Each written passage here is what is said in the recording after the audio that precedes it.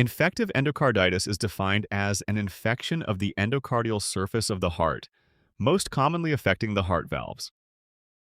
The pathophysiology begins with endothelial injury, which leads to the formation of a non-bacterial thrombotic endocarditis.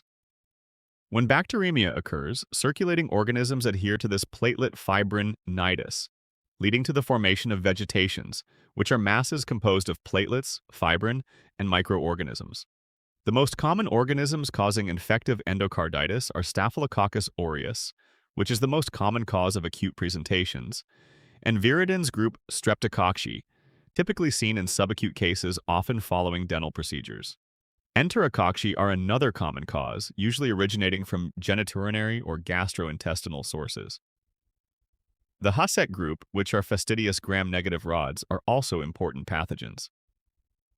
Key risk factors for developing infective endocarditis include the presence of prosthetic heart valves, congenital heart disease, intravenous drug use which commonly affects the tricuspid valve, a history of previous infective endocarditis, and degenerative valve disease in the elderly.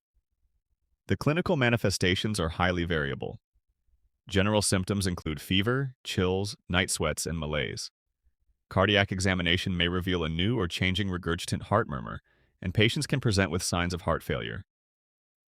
Vascular phenomena are classic and include Janeway lesions, which are painless hemorrhagic lesions on the palms and soles, splinter hemorrhages in the nail beds, and septic emboli, which can travel to organs like the brain or spleen.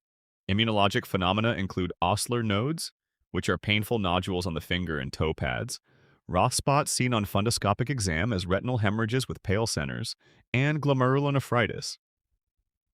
The diagnosis of infective endocarditis is primarily guided by the 2023 Duke International Society for Cardiovascular Infectious Diseases criteria, which are divided into major and minor criteria. The major criteria include positive blood cultures with a typical organism from two separate samples, such as Staphylococcus aureus or viridans group streptococci. The second major criterion is positive imaging, specifically echocardiography showing a vegetation, abscess, or new valvular regurgitation. The minor criteria include a predisposing condition, fever greater than 38 degrees Celsius, vascular or immunologic signs as described earlier, and microbiologic evidence that does not meet the major criteria. A definite diagnosis requires two major criteria, or one major and three minor or five minor criteria. Regarding investigations, blood cultures are the gold standard. You should obtain 3 sets from different peripheral sites before starting antibiotics. In infective endocarditis, bacteremia is continuous, so timing the cultures with fever spikes is not necessary. The expected result is the growth and identification of the organism with its antibiotic sensitivities.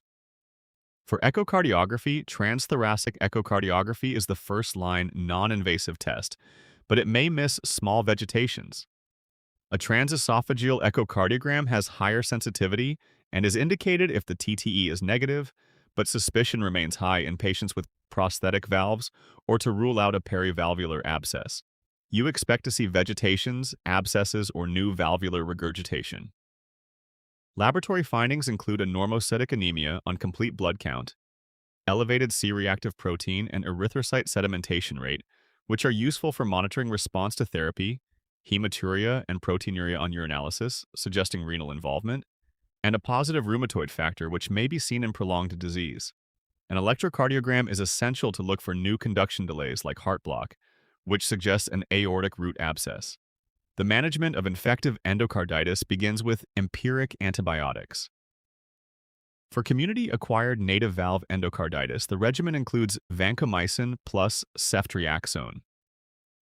For early prosthetic valve endocarditis, less than 1 year post-operatively, broader coverage is needed with vancomycin plus cefepime plus gentamicin plus rifampin.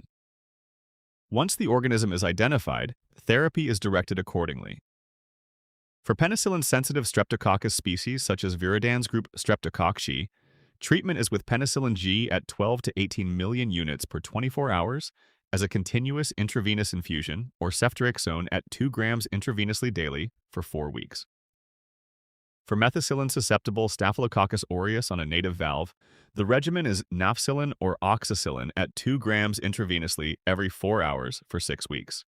For methicillin-resistant Staphylococcus aureus, vancomycin at 15 to 20 milligrams per kilogram intravenously every 8 to 12 hours, with trough monitoring, is given for 6 weeks.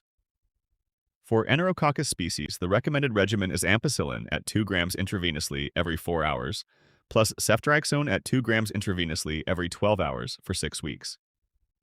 Surgical intervention is indicated in specific scenarios including heart failure refractory to medical therapy, fungal endocarditis caused by organisms like Candida or Aspergillus, formation of a periannular abscess often presenting with conduction abnormalities, persistent bacteremia despite adequate antibiotic therapy, and the presence of large mobile vegetations greater than 10 millimeters with embolic events.